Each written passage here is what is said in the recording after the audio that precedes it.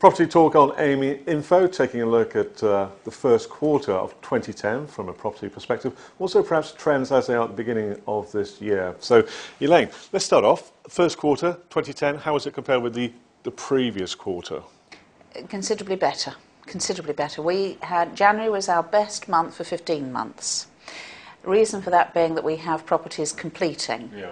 So if we look at the overall property market and the areas that are doing well, for us as a service sector business, or as property services, our primary business has always been property management. So we have the advantage these days of property management, not just of block management, but now the homeowners association and individual property management, and an increasing number of people who bought property who thought they would sell but have now decided perhaps this is not the moment in time to sell, are giving us their properties to manage as individual property management. So there's a reason why business has improved from that perspective. Sure. Interestingly, leasing-wise, for the whole of 2009 and continuing now, our numbers of leases are extremely high. Okay. So the leasing business is very good. However, the rents that people are paying now are at a different price point to that which they would have been paying in mid-2008. That's interesting, because looking around, there does seem to be a lot more for rent signs up in certain areas of Dubai. I mean, Murder, for example, the number of signs in this quarter has grown enormously. And the rents have come down as well. So it's good for renters, but for landlords, a different story, perhaps. It is, and of course now we have different types of landlords as well. Because historically, everybody would have been a UAE national who, frankly, would have developed the property themselves, and their landlords, they hold the properties long term. Now we have a whole new breed of landlords who had not actually intended holding the property. And it's very interesting also that the new areas of Dubai introduce a different need for the understanding of how property or what property costs to run. So a different philosophy for those who are in that situation, which, as you said, perhaps didn't want to be in. That's right, didn't expect to be in. Now, where the yields are good, everybody's happy. But we have certain challenges because when and I know you've been here a long time, people who've lived in a typical Sheikh Side Road, landlord-owned, full block, landlord will probably be paying your chiller cost. Well, all maintenance, you would have to do everything that was willful damage, and if you wanted to paint it more often than he would normally do, fine. But in the main, you would live in a property, you'd pay your 100,000 dirhams rent, and that was it. You'd pay your DEWA bills.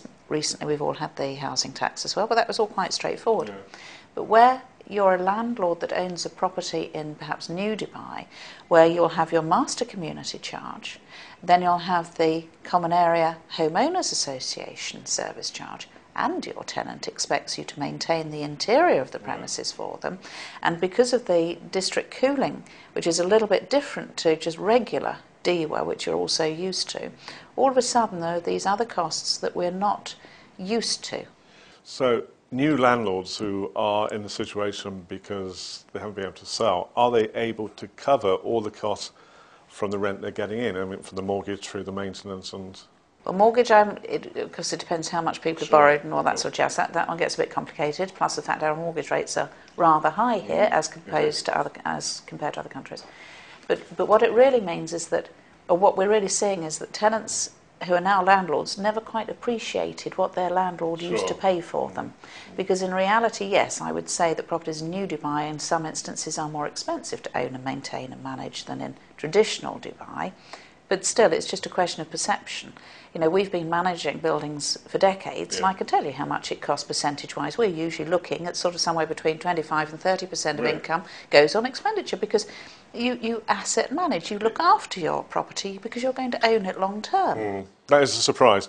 Those figures, that percentage it is surprising too. But it's fine. That's normal. You know, and that is a percentage of your rent income, that probably your rent income, well, you take 30% of your rent income away to be paying your costs.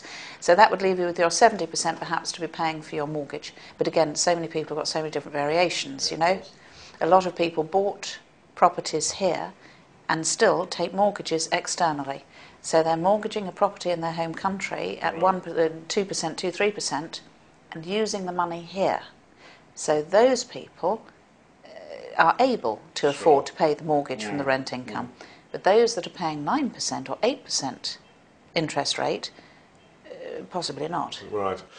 Okay, so overall, looking at the rental figures, have they stabilised from your research? Well, your do you know they impression? have? And also, interestingly, in certain developments, certainly this is not a general comment at all, in certain developments we've actually seen rents gather momentum again, where the demand on a particular development has exceeded supply. Right. And this more than anywhere is on the Palm.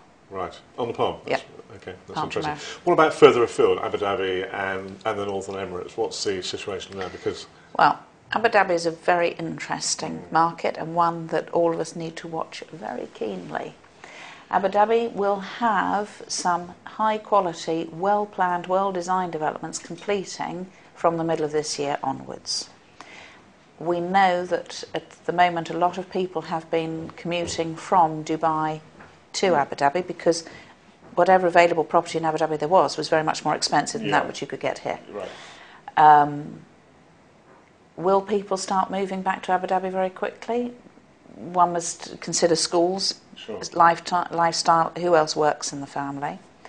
But rents in Abu Dhabi are going to change or be impacted because a new rental law has been introduced in Abu Dhabi now, which will be effective in November. Okay, and what is the basis where of that law? landlords will now be able to start talking to their tenants about paying market rents because the rent controls in Abu Dhabi have been very severe. Okay. Well, severe is perhaps not the right word. They've been in place. Rental controls have been in place.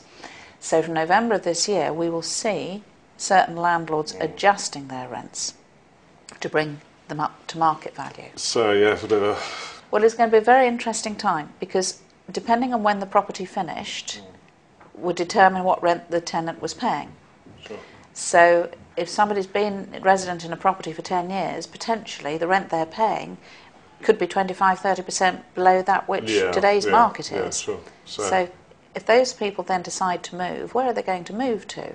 Because Abu Dhabi doesn't have sufficient property shortage, yeah. to pick up all those people. So it really is a market to be watched, the impact it has on Dubai or the role that Dubai has to play, which of course also triggers you onto Sharjah. Okay, we'll take a little break here, come back in the next part, look at the Northern Emirates and also the broader picture because I know you're developing a greater presence in Qatar, so we'll look at that in part two.